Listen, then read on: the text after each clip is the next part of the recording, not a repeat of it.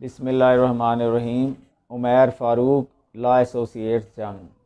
आज हम family matters के हवाले से बात डिस्कस करने जा रहे हैं और उसमें डिसोल्यूशन का ज़िक्र होगा। इसका मतलब ये है कि तलाक़ किन सूरतों में हासिल की जा सकती है। तो लाज़मी बात है कि जब शादी होनी चाहिए पहले, तो फिर ही तलाक़ का मामला आएगा। तो बेहतर है कि अगर शादी हो जाए तो उसको आप बरकरार रखें। ताहम खुदा न खास्ता अगर कोई ऐसे हालात आ जाते हैं कि मजबूरी बन जाती है अलहदगी, तो उस सूरत में सिंपल सी बातें हैं। एक तो ये कि घर में झगड़े होते रहते हैं, खामिन जो है वो मेंटेनेंस नहीं देता, जिसको हम कहते हैं ख़र्चा नानो नफ़का। अगर वो नहीं अदा करता, अपनी घरेलू ज़िम्मेदारियां पूरी नहीं करता, एक बात। दूसरा कि वो जुल्म सितम करता है, मार पीट है, बिला वजह तशद्दुद है। और ये भी ज़रूरी नहीं कि वो हाथ उठाए, बल्कि वो ज़हनी कोफ भी अगर पहुंचाए तो इस बुनियाद पर भी। और इसके अलावा घरेलू रिहाइश के लिए अलहदा रिहाइश प्रोवाइड नहीं करता अगर ज़रूरी हो, बाकी जो अखराजात हैं वो पूरे नहीं करता। तो ये आम फहम सी बातें, इन बुनियाद पर तलाक़ का केस किया जा सकता है। फिर आ जाता है कि अगर खामिन लापता हो गया है, उसका कुछ पता नहीं चल रहा, तो 4 साल तक अगर वो उसके whereabouts are unknown, then lady can file the suit for dissolution. तो उसमें भी ये है कि अगर दावा डिग्री हो जाता है तो इवन देन 6 माह बाद तक जो है वो तलाक़ मौसर नहीं होगी। वो इसलिए ये वक्त रखा जाता है कि ऐन मुमकिन है इस दौरान खामिन वापस आ जाए। मैरिटल ऑब्लिगेशंस जो हैं वो फुलफ़िल नहीं करता, जिसको ज़नोशोई कहते हैं, तो उस बुनियाद पर भी तलाक़ का दावा दायर किया जा सकता है। और पहला हिस्सा है जिसमें कॉलम नंबर 16 तक चीज़ें शामिल हैं।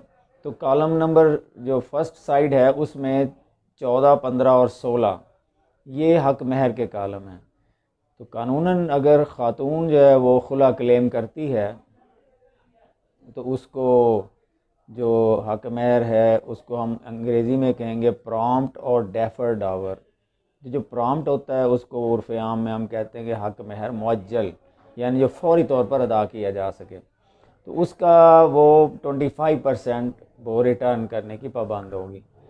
तो दूसरी सूरत में जो हक महर, जिसको हम वैसे तो गैर मुअज्जल कहते हैं, हालांकि ये लफ्ज़ मुअज्जल और मुअज्जल है, तो मुअज्जल वाला पहले मैंने बता दिया, जो मुअज्जल है उसको गैर मुअज्जल हमने लिखना शुरू कर दिया हुआ है, यानी डेफर्ड आवर। तो 50% उसका वो वापस करना पड़ेगा, तो फिर जो है वो तलाक़ मौसर हो जाएगी। वैसे ये ज़रूरी भी नहीं कि हम पहले पे करेंगे तो हमारी तलाक़ मौसर होगी।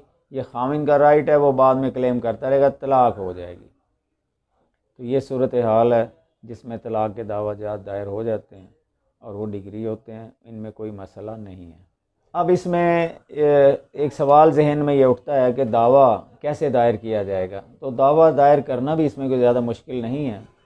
इसमें हमें जो फैक्ट्स हैं वो अपने दावा में लिखने होते हैं, और जो आजकल फैमिली लॉ है जो अमेंड हो चुका है उसके मुताबिक एफिडेविट प्लेंटिफ का भी और at least 2 witnesses should submit there affidavit.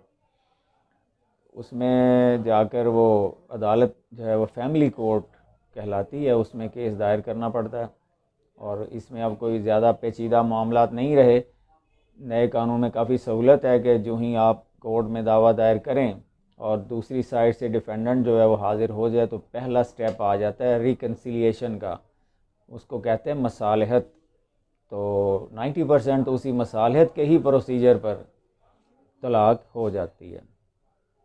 तो उसके बाद फिर डिग्री मिल जाती है। इसमें एक बात और सामने आती है कि ये तो चलें, ख़ातून ने कोर्ट में जाकर तलाक़ का केस दायर करना है तो उसको खुला की बुनियाद पर तलाक़ हासिल हो जाएगी। तो मर्द के लिए भी वज़ाहत ज़रूरी है कि नए कानून के मुताबिक तलाक़ 1 माह में 1 दफ़ा तहरीरी तौर पर देनी है। पहले था कि आप एक ही दफ़ा में 3 बार तलाक़ अनाउंस करते थे, तो वो तलाक़ का प्रोसीजर था। लेकिन जो हमारे कानून में मुहम्मदन लॉ में दिया हुआ है उसमें तलाक़ की 3 किस्में हैं। एक को तो तलाक़ अहसन कहते हैं, एक तलाक़ हसन है और एक तलाक़ बिदई है। तो जो तलाक़ हसन है वो तो बहुत खूबसूरत चीज़ है कि आप एक दफ़ा में एक तोहर में एक तलाक़ प्रोनाउंस करेंगे। अब एक इसमें बात सामने और आती है कि पहले तो सारी बात हो रही थी कि ख़ातून अगर खुला के लिए कोर्ट में जाएगी तो उसको किस तरह जाना चाहिए और उसके क्या सॉल्यूशन है।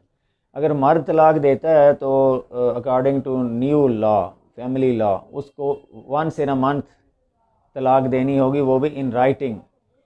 पहले था कि इन राइटिंग दें, ज़बानी दे दें, एक ही दफ़ा दे दें, कोई पाबंदी नहीं थी। अब पाबंदी है कि एक माह में एक तलाक़ देनी है और एक तोहर उसको कहेंगे। तो वो कॉपी आपने उस तरफ भी भेजनी है ख़ातून को और यूनियन काउंसिल में भी आपने भेजनी है। तो तलाक़ की आपको पता है कि तीन अक़साम हैं। जो सबसे अच्छी और ख़ूबसूरत है उसको तलाक़ हसन कहते हैं। उसमें एक ही दफ़ा में तलाक़ देना होती है और बाकी मामला से अलहदगी रखना होती है। तो वो उसके बाद वो तलाक़ जो है वो अपना टाइम पूरा करने के बाद फ़ाइनल हो जाती है। और तलाक़ आसन है उसमें एक एक तोहर में एक एक तलाक़ अनाउंस होती है। और तलाक़ बिदई तो वही सूरत है कि आदमी गुस्से में, जज्बात में आकर एक ही दफ़ा में 3 बार कह देता है कि मैंने तुम्हें तलाक़ दी। तो वो अच्छा नहीं समझा जाता उसे। तो इसमें यह भी कानून में मौजूद है कि तलाक़ अगर हो गई है, एक तोहर में दे दी या वन वन करके दे दी, तो इन द पीरियड ऑफ इद्दत अगर खामिद रुजू करता है तो फिर तलाक़ जो है वो नहीं होगी, वो मियाँ बीवी के तौर पर रहेंगे। तो ये खामिद के लिए तरीक़ाकार है कि उसने तलाक़ कैसे देनी है।